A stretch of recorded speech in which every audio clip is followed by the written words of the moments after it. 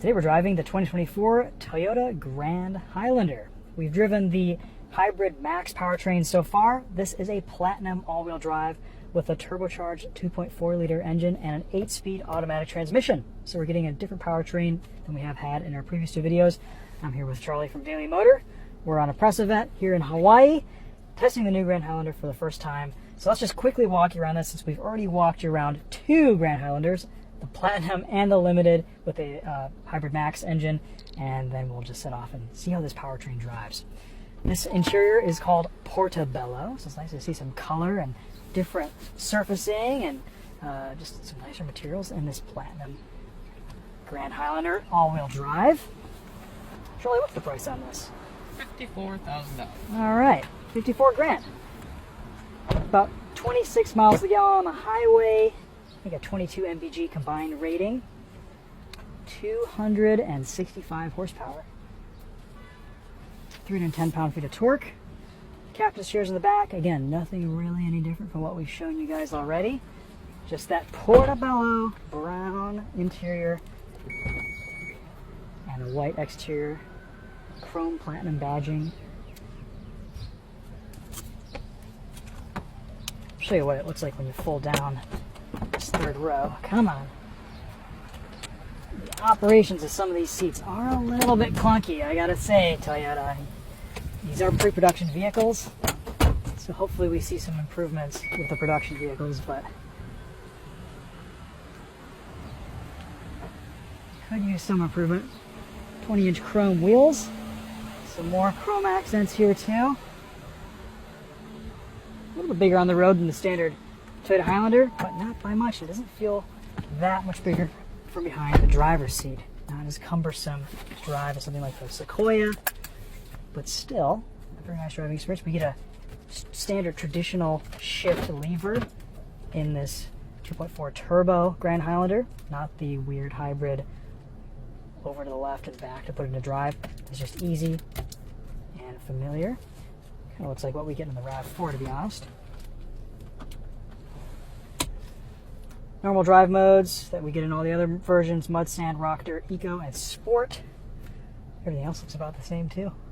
You get a heads-up display in this Platinum, along with facial recognition to load your driver's profile, heated and ventilated seats for the first two rows, heated steering wheel. Lots of great features in this Grand Highlander. Alright, let's go see how this 2.4 turbo drives. I have not driven this powertrain in any Highlander yet, so I'm actually kind of excited to get behind the wheel. This replaced the V6. Upon first impressions, feels pretty smooth, nice and torquey. It's quiet at light throttle up to 25 miles an hour.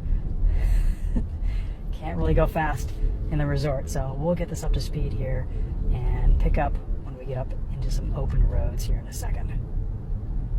Max towing capacity for hybrid is 3,500, but gas/hybrid max is 5,000. Okay, cool. So I was wrong. I correct myself in my previous video. You can tow up to 5,000 pounds with this gasoline 2.4-liter turbo. They did make it sound like you had to step up to the hybrid max for that. Yes, but you don't. You know. That's nice. That's great. I mean, that makes sense. This is a slightly larger vehicle, higher gross vehicle weight rating. This won't do it as easily as the hybrid max, but you can do it. I think this will be a nice powertrain for most people, though. If you don't want to spend the extra for the hybrid max, you can get into the Platinum trim or the Limited or XLE trim in this. Sacrifice a little bit for fuel economy, but you're saving at the dealership with MSRP. So you have to kind of calculate, is that added power, the more refined driving experience worth the cost savings? You're still putting regular fuel in here, but it's more in line with a regular SUV crossover fuel economy number, where you're probably going to be getting mid to low 20s depending on how you drive it.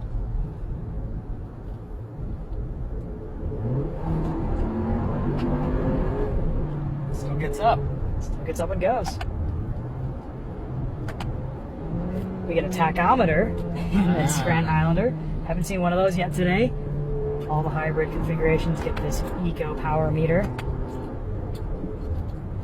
I'm impressed with the responsiveness from the paddles in all these cars. Even the Hybrid Max had really responsive paddles.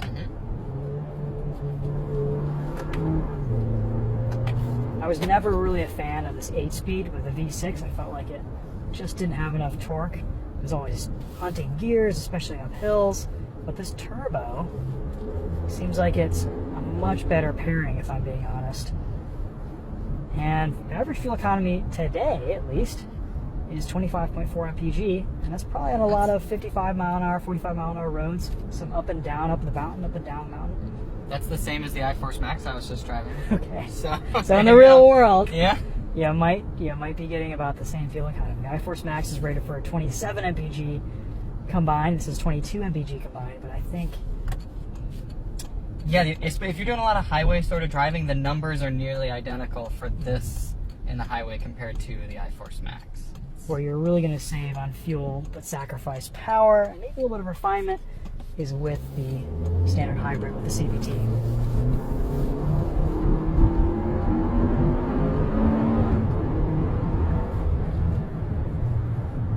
It's decently quick. I mean, that's fast enough for most people's use. I don't feel like it's sluggish with the extra weight and size of this Grand Highlander. I definitely prefer the Hybrid Max powertrain. I mean, that is just one of the best driving powertrains I think Toyota makes right now. But if you're honest about what you need and how you use your vehicle, something like this is probably going to be fine for most buyers. I think where it really comes down is if you're spending all the money to get the platinum bells and whistles, why not spend an extra few $1,000s and get yourself the iForce Max? It's going to make the car feel that much more luxurious. But if you are looking for that XLE kind of more value play, this engine is certainly no slouch. It's not going to be a bad place to be. I would be totally fine with this in an XLE. Yeah. Absolutely. Yeah. What does the XLE start at? Around 40,000? 45-ish. 45-ish, okay. Destination and everything. Your base all-wheel drive XLE after destination's coming about 46. Okay. And this one, platinum, with this motor starting 55-ish. Okay. So about a $15,000 spread from your base model to your top trim.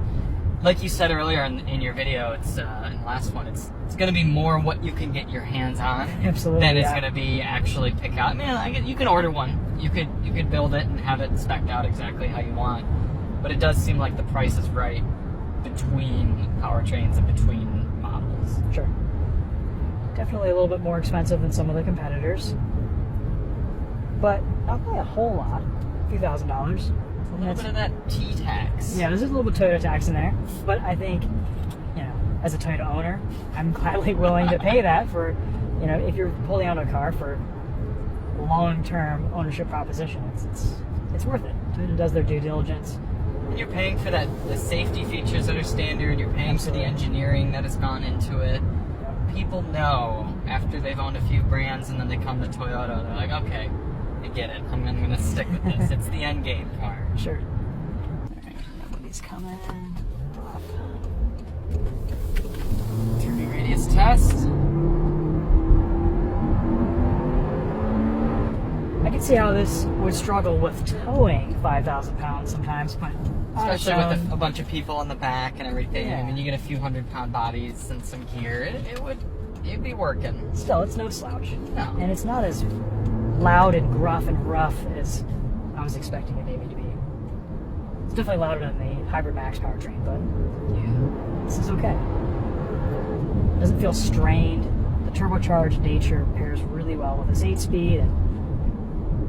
It's not as bad as the 3.5 and the 2.5 in previous Toyota products that when you needed the power, you really had to make them sing. Sure, of course, yeah.